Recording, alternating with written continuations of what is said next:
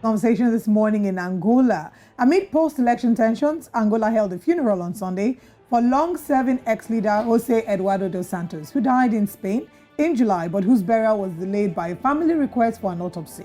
Dos Santos died in a clinic in Barcelona on the 8th of July at the age of 79.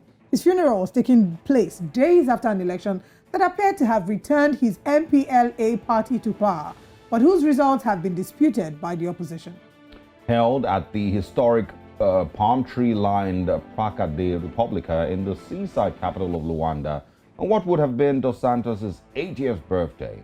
Dignitaries including South African President Cyril Ramaphosa, the Democratic Republic of Congo's leader Felix Tshisekedi, and Portugal's President Marcelo Rebelo de Sousa were in attendance and filled rows of white and gold seats.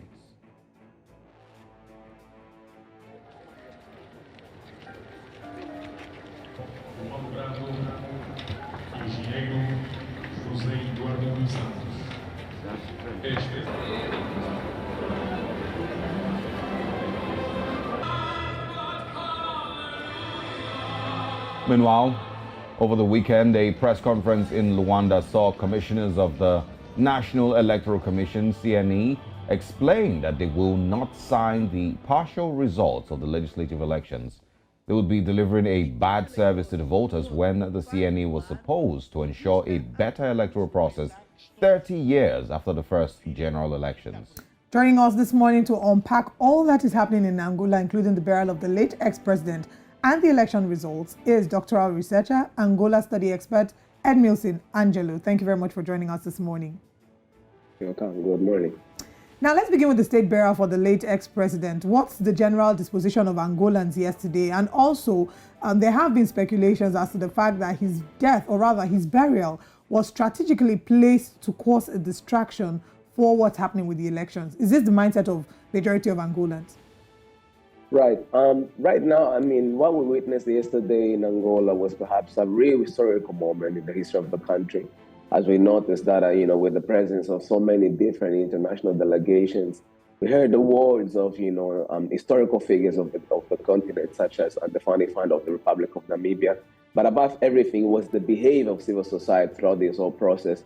There was many, speculations around how would the public react, given that the results of the election are not out yet. But the truth of the matter is that yesterday, again, the country, in a moment of division, they managed to be together. We had the presence of, president of the opposition party. It was really a moment where people started to reflect on what Angola was in the past, and what Angola is today, and perhaps what Angola will be in the future.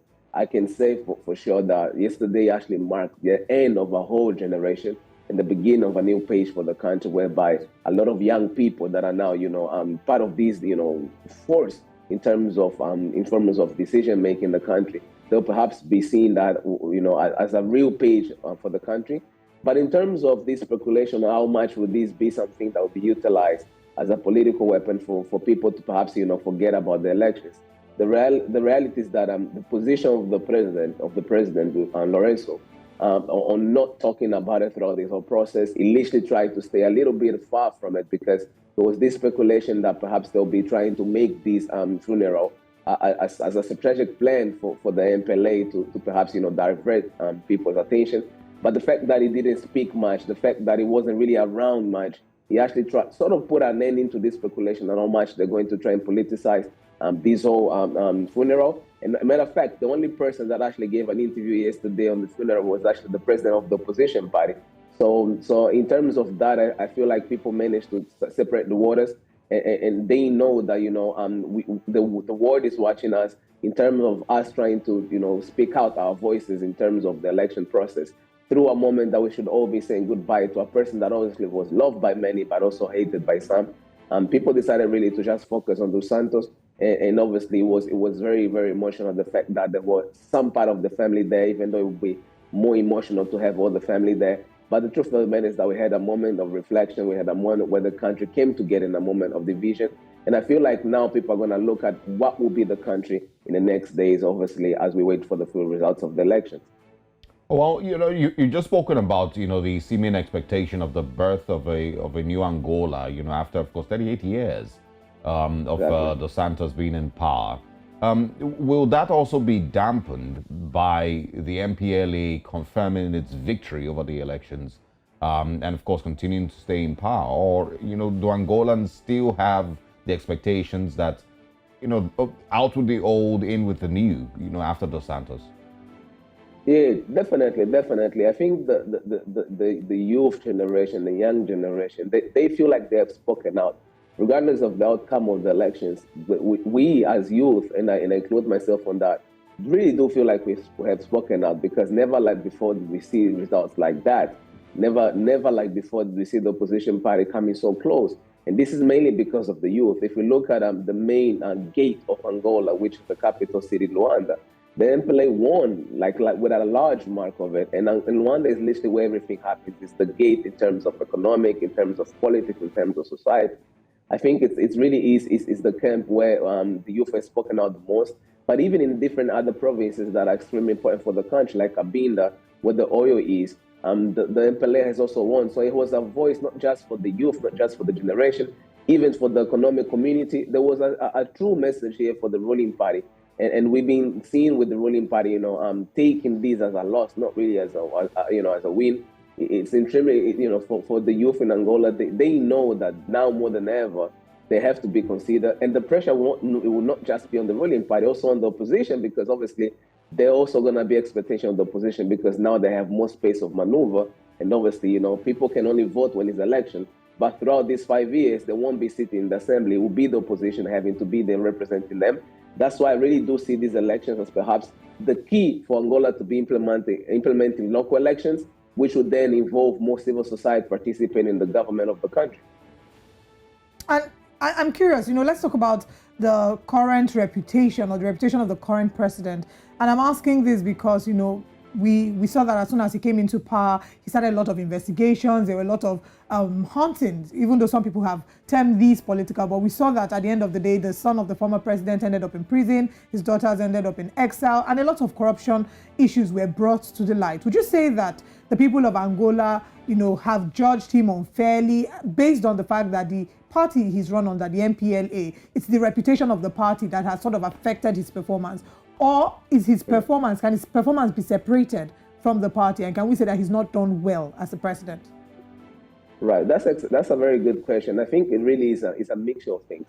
One thing that we can definitely say is, and I think it also connected to what happened yesterday. For the past 5 years, I think in Angola, many people started realizing that actually the problem of the country is nothing, is more than Dos Santos. And I think this is actually something that made people become more sympathetic to Dos Santos and his family as well. Because for the past 5 years, we started to portray this image of, as long as Dos Santos is out of governance, Angola could perhaps be a better country. But now people no longer want a new leadership of the MPLA. People want the whole system out. And that's pretty much because of a mixture of things. From one side, obviously, is the fact that when Lorenzo came into power, he came as the person that would be perhaps, revolutionizing the whole system for within.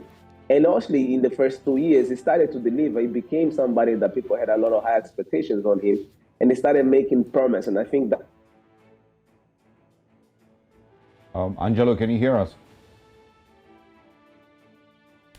All right. Of course, speaking with Edmilson Angelo, of course, who's sharing with us, what the mood currently is like in Angola after the elections, and of course the burial of former President Dos Santos over the weekend. Pretty interesting talking point, and of course, where does Angola go from here? The people also excited about the maybe victory of the MPLA. If the elections, if the UNITA party isn't able to make a case for itself. What happens next? And these are some of the big questions, that need to be answered. Angela, welcome back. Thanks for joining us once again. Can you hear us clearly? Thank you very much.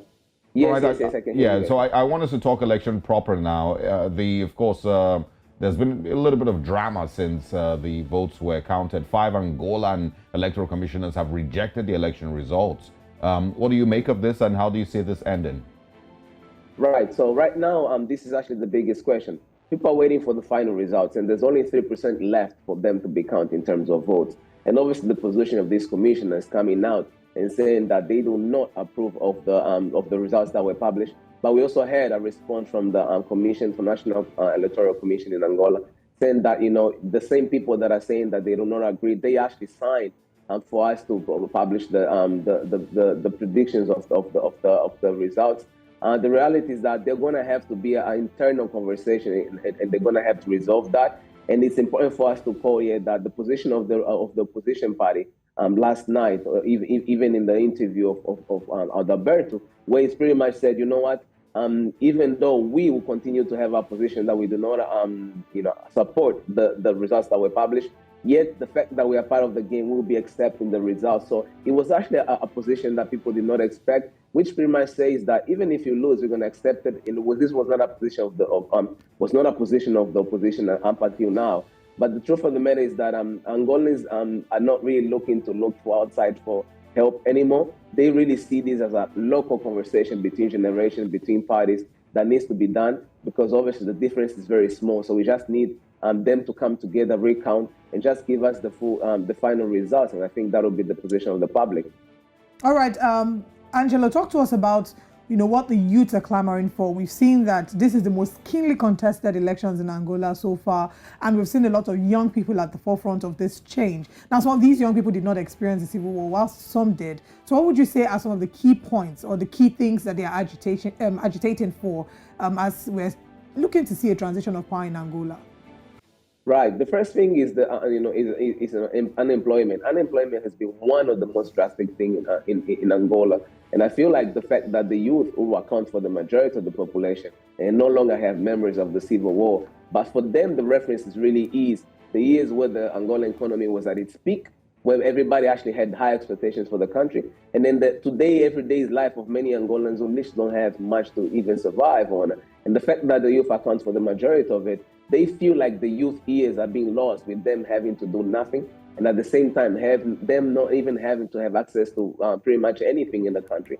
They have been claiming for more representation. They have been speaking out loud through social media, which has been one of the main instruments for these elections. They have been actually asking for better conditions in terms of jobs, in terms of housing, in terms of opportunities as a whole. So for the past 10 years, people has actually been speaking out, but obviously the signs were there, but they were being ignored. And I think this is the moment where everything changes, and I think it will be important for every political party to consider that, because if this does not deliver, I'm 100% sure that in the next elections, the youth are going to be even more outspoken. And I think the relationship between states and citizens has completely changed because of the new mechanisms that youth are finding out to speak out loud. All right, thank you so much for your time this morning, Edmilson Angelo, I beg your pardon. We certainly would like to have you again as we follow up with the updates as regards the elections in Angola. Do enjoy the rest of your day. Thank you very much. All right, we're having some important conversations this morning about Angola, and it would be nice to share with you some very interesting facts about Jose dos Santos. Now let's talk about some very important facts. Under dos Santos, Angola became one of Africa's top oil producers. Whilst he and his family reaped vast wealth from the country's resources, most of its 33 million people remain among the poorest in the world. He eventually stepped down in 2017, then appointing João Lourenço his successor, who now stands to gain a second term in office. Lourenço did not, of course, speak at the funeral. If we listened to Angelo, he said it was actually only the opposition that spoke. Dos Santos passed a series of laws also before his departure from government, granting himself broad judicial immunity. Dos Santos was referred to by many, particularly MPLA members, as the architect of peace who brought democracy and multi-party politics to the country. We also know that, this is of course because of the effect that the work that he did in ensuring that the civil war in Angola came to an end. Yeah, absolutely. But I thought it was also important to just mention some people call it the fickleness of life. One day you're on top and you are most revered. You're president. Next day you're in a coffin, and that's it. It ends everything. And it's just a reminder, for everyone. Every time that we have this type of conversations in Nigeria, we grew up with the perspective of what would you be remembered for? Yes. How would you be remembered after you're gone, when you're old? And so these are important times, for the Dos Santos family and all of that. How the people of Angola remember him. You just mentioned that he's known as the architect of peace, but there's also people who know him, or you remember him in a totally different way. And this is the end. I mean, that's it.